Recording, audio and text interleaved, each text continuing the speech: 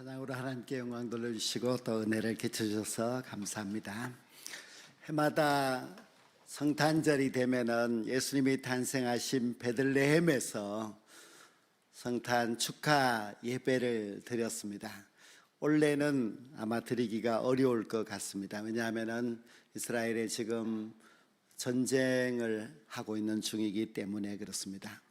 베들레헴이라는 곳은 이스라엘의 중심인 예루살렘에서 약 8km 떨어져 있어서 아주 가까운 곳에 있습니다. 그러나 이 베들레헴 땅은 지금 이스라엘 땅이 아니라 팔레스틴 사람들의 땅입니다. 그곳에 가려면은 이스라엘이 쳐놓은 분리장벽, 높다란 분리장벽을 넘어가야 하는데요, 검문소를 통과하여서 베들레헴에 들어갈 수가 있습니다. 베들레헴의 예수님의 탄생 기념교회는 좀 특이합니다. 들어가는 출입구가 굉장히 작습니다. 사람이 서서 들어갈 수는 없고요, 반드시 고개를 숙여야만 들어갈 수 있는 작은 문입니다. 그 안에 들어가면은 예수님이 탄생하신 마구간이 있느냐 하면 그렇지는 않고요, 예배실이 있고 또 예수님이 탄생하셨다고 하는 그 자리, 마구간 자리에는 이제 쇠로 별 모양을 이렇게 만들어 놓았습니다. 그래서 아주 저 아래로 내려가면은 그 별 모양이 있는 마구간 말구유 자리가 있어서 사람들이 거기에 손을 대고 사진 한번 찍고 이렇게 나오고 하는데요, 베들레헴은 옛날부터 지금까지 아주 좀 순환이 많은 그런 곳인 것 같습니다. 그래서 이스라엘의 정치적인 상황이 좋지 않으면은 베들레헴에 가볼 수도 없는 그런 곳이고 그렇습니다. 베들레헴의 이야기는 구약 룻기에서 처음 나오게 됩니다. 룻기에 보면은 나오미라고 하는 여인이 남편과 두 아들과 함께 모압 땅으로 이민을 갔다가 거기서 남편도 두 아들도 죽게 됩니다. 그러나 고향으로 다시 돌아올 때에 며느리였던 룻이 함께 돌아오게 되지요. 그래서 나오미와 룻이 두 과부가 이제 나오미의 고향인 베들레헴으로 돌아왔다 하는 이야기가 룻기의 이야기입니다. 베들레헴도 그 당시에 작은 곳입니다. 작은 마을입니다. 그런데 그 작은 마을보다도 더 작은 사람이 바로 나오미와 룻이었습니다. 그들은 너무 모든 것을 잃고 초라한 모습으로 베들레헴에 돌아왔습니다. 하지만 룻이 그 마을에 사는 보아스와 결혼을 하게 되지요. 그래서 아들을 낳았고 또 그 아들이 다시 아들을 낳았고 또 그 아들이 아들을 낳았는데 그 아들의 이름이 다윗입니다. 우리가 잘 아는 이스라엘의 왕이 된 다윗이지요. 그래서 이스라엘 왕이었던 다윗의 고향이 베들레헴인데 그 베들레헴이라는 마을은 그때도 너무나 작은 마을이었습니다. 다윗이 왕이 되었으니 예루살렘과도 그렇게 멀지 않는 베들레헴이 굉장히 발전하여서 아주 수도의 위성도시와 같이 큰 도시가 되어야 하는데 그렇게 되지는 못하였습니다. 아주 훗날 미가 선자가 미가 5장 2절 말씀에서 예언을 할 때 이렇게 말했습니다.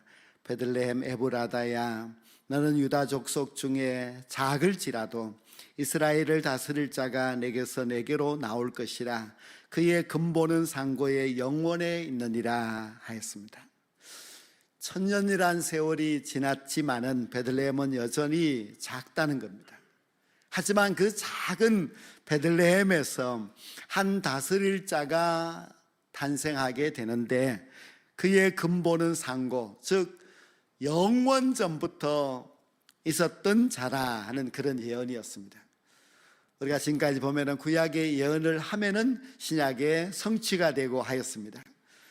예수님이 오시기 700년 전 오래 전에 미가 선자가 예수님의 탄생의 장소를 베들레헴이라 예언하였는데요, 그 예언이 그대로 이루어져서 우리 예수님께서 베들레헴에서 탄생하셨습니다.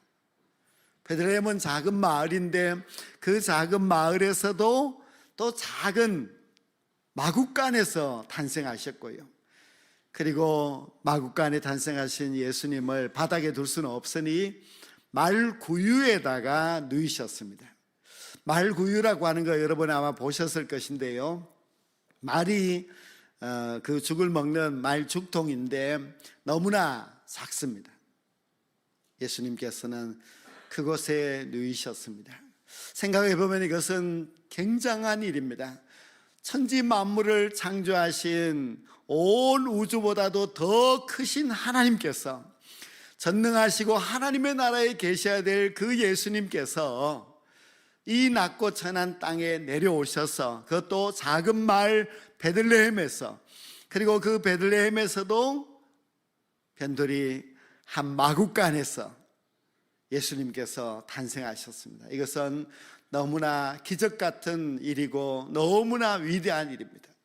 온 우주보다도 크신 그 예수님이 조그마한 마을, 조그마한 마국간에서, 그리고 아기가 되셔서 그 말 구유에 누워 있다고 하는 것은, 이것은 정말 기적과 같은 일이고 하나님이 하신 일 가운데서 너무나 위대한 일이라고 할 수가 있습니다.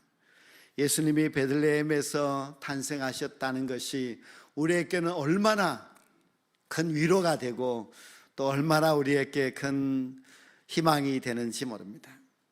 우리 예수님께서 저 화려한 예루살렘에서가 아니라 이 조그마한 베들레헴에서, 또 예수님께서 더 화려한 궁전이 아니라 이렇게 마국간에서 탄생하셨다고 하는 것은 정말 작고 보잘것없는 우리들에게 얼마나 큰 힘이 되고 얼마나 큰 위로가 되는지 모릅니다.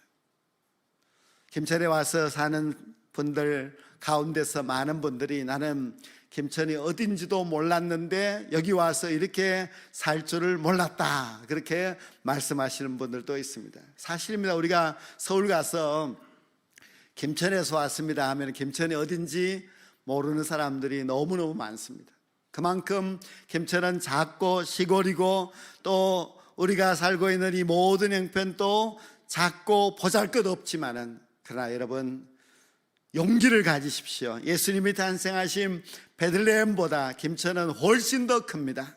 그리고 우리가 살고 있는 그 집이 작아 보이지만은 예수님이 탄생하신 마국간에 비하면은 우리는 정말 대궐 같은 집에 살고 있으니까 우리 모두가 더욱더 용기를 가지고 또 위로를 받고 희망을 가지는 그런 성탄절이 되었으면 참 좋겠습니다. 우리가 이제 예수님이 탄생하신 그 탄생 기념교회도 물론 크게 짓는다고 지었지만은, 그러나 다른 교회와 비교하면은 아주 작고 볼품없습니다. 로마에 가면은 베드로 대성당이 있습니다. 대성당이라고 불러도 손색이 없을 정도로 엄청나게 크고 웅장할 뿐만 아니라 화려합니다. 사람들이 베드로 대성당에 들어서면은 그 큰 위세에 아주 억눌리고 그 화려함에 다들 감탄할 수밖에 없는 너무나 멋진 그런 예배당이 바로 베드로 대성당입니다. 그것에 비하면 예수님의 이 탄생교회는 조그마한 정말 오두막살이와 같은 그런 곳이고요. 또 예수님의 죽으셨던 그 무덤교회나 이런 데도 봐도 다 정말 너무나 볼품이 없습니다. 지금 이 지구상에는 뭐 예수님의 제자뿐만 아니라 또 어떤 사람을 그렇게 추모하여서 지어진 예배당들도 참 많이 있습니다. 그런 예배당은 너무나 크고 화려하고 좋습니다. 그러나 우리 예수님을 기념하여 세워진 그 예배당들은 너무 작고 또 그렇게 화려하지도 않습니다. 저는 그것을 생각하면 참 예수님이 너무너무 좋습니다. 예수님은 태어날 때도 마국간에서 태어나시고 이 천년이 지난 지금까지도 우리 예수님은 그렇게 웅장하고 화려하고 멋있는 그러한 예배당에 계시지 아니하시고 정말 작고 보잘것없는 그런 삶을 사셨고 또 그런 예배당에서 계신다고 하는 것이 너무너무 우리에게는 큰 위로가 되고 힘이 되고 그렇습니다. 예수님의 부모의 역할을 하였던 요셉과 마리아를 한번 생각해 보십시오. 요셉은 목수입니다. 나사렛이라고 하는 시골에서 목수를 하면서 가난하게 살았던 사람입니다. 그리고 예수님의 어머니가 되었던 마리아는 어떻습니까? 마리아는 그 나사렛 마을에서 정말 이름도 없는 너무나 평범한 그런 아가씨였습니다. 마리아도 자기 자신을 스스로 소개하기를 나는 비천한 여종이라 그렇게 말했습니다. 정말 마리아는 너무나 이름 없는 한 비천한 여종에 불과하였습니다. 우리가 베들레헴을 생각해도 너무너무 작은 마을이고 또 마리아를 생각해도 너무너무 이름 없는, 베들레헴보다도 전혀 이름이 없는 그런 한 연약한 여인에 불과하였습니다. 그러나 하나님은 그런 베들레헴을 쓰시고 또 비천한 여종인 마리아를 쓰셔서 하나님의 예언을 이루셨고 하나님의 구원의 역사를 이루어 주셨습니다. 이것이 하나님의 은혜입니다. 하나님의 은혜는 얼마나 우리에게 귀중하고 얼마나 따뜻하고 아름다운지 모릅니다. 하나님께서 그렇게 마리아를 사용해 주셨습니다. 저도 어릴 때 이제 시골 교회에서 불렀던 단일종이라고 하는 그 노래가 갑자기 생각나서 이제 며칠 전에 이렇게 불러보았습니다. 단일종이 땡땡땡 은은하게 들린다. 저 깊고 깊은 산골 오막사리에도 단일종이 울린다. 이 절은 단일종이 땡땡땡 은은하게 들린다. 저 바닷가에 사는 어부들에게도 단일종이 울린다 했습니다. 깊은 산골 오막사리, 저 바닷가에 사는 어부들, 거기에도 단일종이 울린다고 했는데요, 가만히 생각해 보면은 그 단일종이라고 하는 것은 예수님의 탄생을 알리는 것인데, 예수님의 탄생을 알리는 그 종소리가 저 오두막 사리에, 그리고 저 바닷가의 어부에게까지 전해진다고 하는 것은 정말 예수님의 그 마음과 예수님의 그 사랑을 너무나 잘 표현한 그런 노래여서 참 생각할수록 은혜가 되고 하였습니다. 우리 예수님은 결코 화려하지 않으셨습니다. 우리 예수님은 지극히 낮은 이 땅에 오실 때도 베들레헴에 그리고 마구간에서 그렇게 탄생하셨고, 또 예수님은 화려하고 이름 있는 그런 여인이 아니라 아무 이름도 없고 비천한 마리아를 통하여서 하나님의 구원의 역사를 보여주셨습니다. 성탄절이 되면은 이 세상에 가장 화려한 곳이 백화점이요 호텔입니다. 얼마나 수많은 돈을 들여서 웅장하게 아름답게 번쩍거리게 그렇게 해놓았는지 사람들이 가면은 다 감탄하고 놀라고 그렇습니다. 그러나 그 화려한 백화점이나 그 화려한 호텔이 아니라 수수하지만은 그러나 온 정성을 다해서 따뜻한 마음으로 주님의 오심을 준비하는 이웃남 교회에 원래도 아기 예수님께서 찾아오실 줄로 믿습니다. 그리고 겸손한 마음으로 그 예수님을 기다리는 우리들에게 주님께서는 반드시 오셔서 우리를 위로하시고 우리를 만나 주실 줄로 믿습니다. 우리 예수님은 병든 아들을 안고 병원 차가운 의자에 앉아서 주님을 찾고 기도하는 그런 엄마에게도 찾아오십니다. 가족을 먹여 살리기 위하여서 퇴근하고 다시 일자리를 찾아서 열심히 돈을 벌어야만 하는 그런 아빠에게도 주님께서는 찾아오십니다. 이제 더 이상 살 소망이 없지만은 그러나 끝까지 병과 싸워서 나아가는 우리 연세 많은 성도님들의 그 외로운 구석진 방에도 우리 주님께서는 반드시 찾아오십니다. 예수님이 공생애를 사실 때도 얼마나 바쁘셨는지 모릅니다. 그러나 예수님께서 그 바쁜 와중에서도 기다리는 장면이 있는데요, 바로 수가성 우물가였습니다.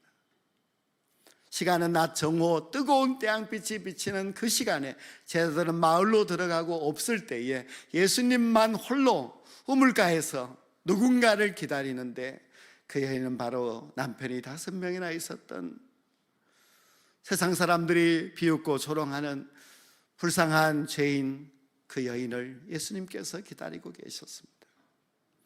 또 예수님은 하루는 길을 가시는데 사람들이 막 몰려들었습니다. 그러나 예수님은 누군가를 기다리고 계셨는데, 그는 바로 모든 사람들이 더럽다고 벌받았다고 욕하는 12의 혈루증 앓는 여인을 주님께서는 기다리셨습니다. 사람들은 다 좋은 곳 하려하고, 사람들은 다 높은 자리에 또 맛있는 음식이 기다리고 있는 그곳을 찾아가지만, 우리 예수님은 언제나 낮으시고 낮은 자리로 병든 자들에게, 외롭고 죄 많은 자들에게 우리 예수님께서는 찾아가셨습니다. 이것이 성탄절의 예수님의 모습이고, 성탄절에 이 땅에 오신 예수님의 사랑의 정신입니다. 베들레헴은 해발 700m가 되는 높다란 곳에 있습니다. 물론 예루살렘보다는 낮지만은요, 그러나 그곳은 초장이 있어서 양들을 먹이가 좋은 곳입니다. 그래서 베들레헴 사람들은 그 옛날 다윗도 양치는 목동으로 살았는데, 세월이 그렇게 천년이 지나고 나서 예수님 탄생하실 그 당시에도 거기에는 목자들이 많이 있었습니다. 왜 거기서 양을 치는가 하면은 예루살렘 성전에서 제사를 드릴 때에 양이 많이 필요했습니다. 베들레헴에서 양을 키워서 예루살렘 성전 제사에 공급하는 그런 일을 하였습니다. 그런데 왜 요셉과 마리아는 그 베들레헴에 갔는가 하면은 바로 다윗의 후손이기 때문에 호적을 하라고 해서 그곳에 갔습니다. 가보니 사람들이 얼마나 많이 몰려왔는지 도무지 거할 수 있는 방이 없었습니다. 아무리 문을 두드려 봐도 그들을 맞이할 그런 여관 방은 없었습니다. 그래서 마구간으로 간 것입니다. 그런데 가만히 생각해 보면 그때 베들레헴의 여관 주인은 참 운이 없는 것 같습니다. 그들은 예수님을 모실 수 있는 절호의 기회가 찾아왔지만은 그 가난한 요셉과 마리아가 눈에 보이지 않았습니다. 그들은 돈 많은 사람들이 돈을 주는 것을 받고, 돈 많은 사람들을 위하여서 따뜻한 방을 주기 위하여서 거기에 정신이 없이 분주하고 바빴습니다. 마리아와 요셉이 보이지 않았습니다. 특히 마리아는 지금 임신하여서 아기가 태어날 때가 다 된 그런 배부른 모습으로 찾아왔지만은 여관 주인은 마리아를 맞이할 수가 없었습니다. 우리는 하나님의 은혜가 누구에게나 임하는 것이 아니라는 것을 알아야 됩니다. 하나님의 은혜가 기회가 주어져도 그 은혜를 받지 못하는 사람들이 얼마나 많은지 모릅니다. 2023년도 성탄절이 우리에게 다가오지만 우리가 세상의 분주한 일로, 세상의 어떤 욕망 때문에 아기 예수님을 맞이하지 못하는 이 여관 주인과 같은 그런 어리석은 자가 되지 말아야만 합니다. 우리 마음이 겸손해지고 낮아져서 주님이 내 곁에 오심을 기다리고 겸손한 마음으로 주님을 만나기를 사모하면서 성탄절을 맞이해야 됩니다. 그런데 그 첫 번째 성탄절에 하나님의 은혜를 그대로 받은 사람이 있습니다. 그들은 목자들입니다. 이 목자들은 밤중에 양떼를 지키고 있었습니다. 자기 양떼가 아니라 품삯을 받고 양떼를 지키는 가난한 자들입니다. 그들은 하루 벌어서 하루 먹고 살아가는 그런 가난한 자들입니다. 그들은 밤중에 양떼를 지키다가 천사가 나타나서 베들레헴에 탄생하신 예수의 소식을 들었습니다. 그리고 이 세상 사람들이 도저히 들을 수 없는 천군 천사의 합창을 목자들은 들었습니다. 그들은 즉시 마구간에 태어나신 예수님을 찾아가서 경배하였고, 그들이 예수님의 첫 성탄의 첫 번째 경배자가 되는 놀라운 하나님의 은혜를 입었습니다. 하나님의 은혜를 받는 자는 다릅니다. 하나님의 은혜를 받는 사람은 대단한 지위가 있는 사람, 대단한 힘이 권력이 있는 그런 사람이 아니라 주님이 낮은 곳에 오셨기 때문에 낮은 자들만이 주님을 만날 수 있고, 겸손한 자만이 아기 예수님, 말구에 있는 그 아기 예수님과 눈을 마주하면서 예수님을 만날 수가 있습니다. 우리는 이 첫 성탄절에 예수님이 베들레헴에서 탄생하셨다는 것, 그리고 그 예수님을 잉태한 그 여인이 마리아라는 것, 첫 번째 경배자가 목자라고 하는 이 이야기를 들으면서 그들의 공통점이 무엇일까 생각해 볼 수가 있습니다. 그들 모두의 공통점은 너무나 이름 없는 자이고, 너무나 작은 자이고, 그리고 너무 비천한 사람들입니다. 주님은 그런 사람들을 위하여서 이 세상에 오셨고, 그렇게 낮고 천한 마구간에 탄생하셔서 그런 사람들의 진정한 위로자, 친구가 되어주셨습니다. 우리가 높아져야만 예수님을 만나는 것이 아닙니다. 우리가 대단한 권세를 가져야만 주님의 일꾼이 되는 것은 결코 아닙니다. 비록 우리의 이름이 작고 그리고 지극히 초라한 자라고 할지라도 주님은 우리를 찾아오시고 우리를 만나주십니다. 금번 성탄절에 여러분 모두가 정말 낮고 겸손한 자가 되어서 나를 위해서 나에게 찾아오신 예수님을 만날 수 있게 되는 복된 성탄절이 될 수 있기를 간절히 소망합니다. 그리고 정말 낮은 곳에 임하신 예수 그리스도의 그 사랑을 내가 알고 있는 너무나 보잘것없고 작고 연약한 자들에게 전하여서 그들의 손을 잡고 주님 앞에 나올 수 있는 그런 성탄절이 되신다면 우리 주님께서 얼마나 기뻐하시겠습니까? 그런 은혜의 성탄절, 은혜를 체험할 수 있는 성탄절이 꼭 될 수 있기를 주의 이름으로 간절히 축원합니다.